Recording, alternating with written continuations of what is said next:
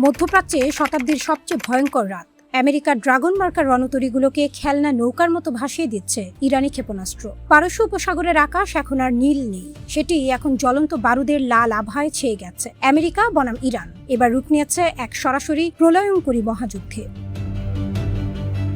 প্রথম আঘাত যখন মার্কিন ঘাঁটিগুলো কেঁপে উঠল, রাত তখন গভীর। হঠাৎ করে বাহরাইনের আল জুফায়ারে মার্কিন পঞ্চম নৌবহরের সদর দফতর কেঁপে ওঠে 10টি ভয়াবহ বিস্ফোরণে। মার্কিন আকাশ প্রতিরক্ষা ব্যবস্থা প্যাট্রিয়ট কার্যত ব্যর্থ। আকাশ চিরে ধেয়ে আসা ইরানি হাইপারসনিক মিসাইল আর ঝাঁকে ঝাঁকে ড্রোন রুখতে গিয়ে মার্কিন ইন্টারসেপ্টরগুলো উল্টো আছড়ে পড়ছে বাহরাইনের মাটিতে। তাসনিম নিউজ এজেন্সির দাবি এটি আমেরিকার সামরিক ইতিহাসের অন্যতম বড় বিপর্যয়। কিন্তু ইরান এখানেই থামেনি। কুয়েত আলী আল সালেম বিমান ঘাঁটিতে একের পর এক আছড়ে পড়ছে ইরানি প্রজেক্টাইল। মার্কিন সেনাদের এই নিরাপদ দুর্গ এখন নরককুণ্ড। জর্ডান আজরাক অঞ্চলের মুয়াফিক আল সালেতি বিমান ঘাঁটিতেও মার্কিন আকাশসীমা ভেঙে গুড়িয়ে দিয়েছে তেহরানের ড্রোন স্কোয়াড। এক রাতেই কুয়েত, বাহরাইন আর জর্ডানের মার্কিন সাম্রাজ্যকে ধুলোয় মিশিয়ে দিয়েছে ইরানি বাহিনী।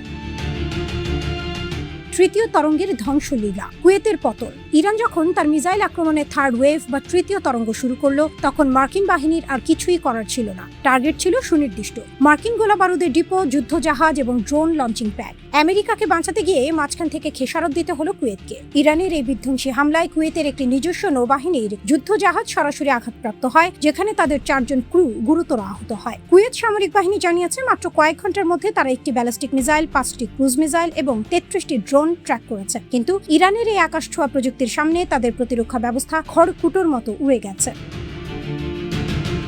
এর ঠিক আগেই মার্কিন বাহিনী আন্তর্জাতিক সবাইন বুড়ো আঙুল দেখিয়ে ইরানের অভ্যন্তরে অতর্কিত বিমান হামলা চালায়। চাবাহার, বন্দর আব্বাস আর কোনারাক অঞ্চলে মার্কিন বোমা বর্ষণে প্রাণ হারায় নিরীহ মানুষ। সবচেয়ে বড় উস্কানিটি ছিল ইর শহরের বামপুর ঘাঁটিতে। মার্কিন সামরিক জান্তা সেখানে 13টি মিসাইল ছুড়লে ইরানের 388তম ব্রিগেডের 7 জন সেনা প্রাণ হারায়।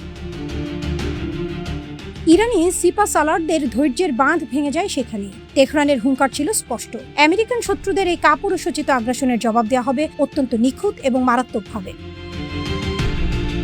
হরমুজ প্রণালী, যেখানে আমেরিকার অহংকার ডুবছে। বিশ্ব বাণিজ্যের সবচেয়ে গুরুত্বপূর্ণ ধমনী হরমুজ প্রণালী, আর এখানে ইরান আমেরিকা টুটি চেপে ধরেছে। গত মাসে হওয়া অন্তর্বর্তীকালীন শান্তি চুক্তি ভেঙে আমেরিকা যখন ইরানের ওপর আবারও অবৈধ নৌ অবরোধ জারি করলো, তখন ইরান বুঝিয়ে দিল পারস্য উপসাগরের আসল মালিককে। মার্কিন সেন্ট্রাল কমান্ড সেন্টকম তড়িঘড়ি করে 20টিরও বেশি যুদ্ধজাহাজ আর শত শত যুদ্ধ বিমান মোতায়েন করে ইরানকে ভয় দেখাতে চেয়েছিল। কিন্তু ডোনাল্ড ট্রাম্পের সেই হুমকিকে তুড়ি মেরে উড়িয়ে দিয়েছে তেহরান। হরমুজ প্রণালীতে একটি মার্কিন মদতপুষ্ট কন্টেইনার জাহাজকে ইরান জব্দ করার পর থেকেই শুরু হয় আসল খেলা। জলসীমা নিয়ন্ত্রণ পুরোপুরি এখন ইরানের হাতে।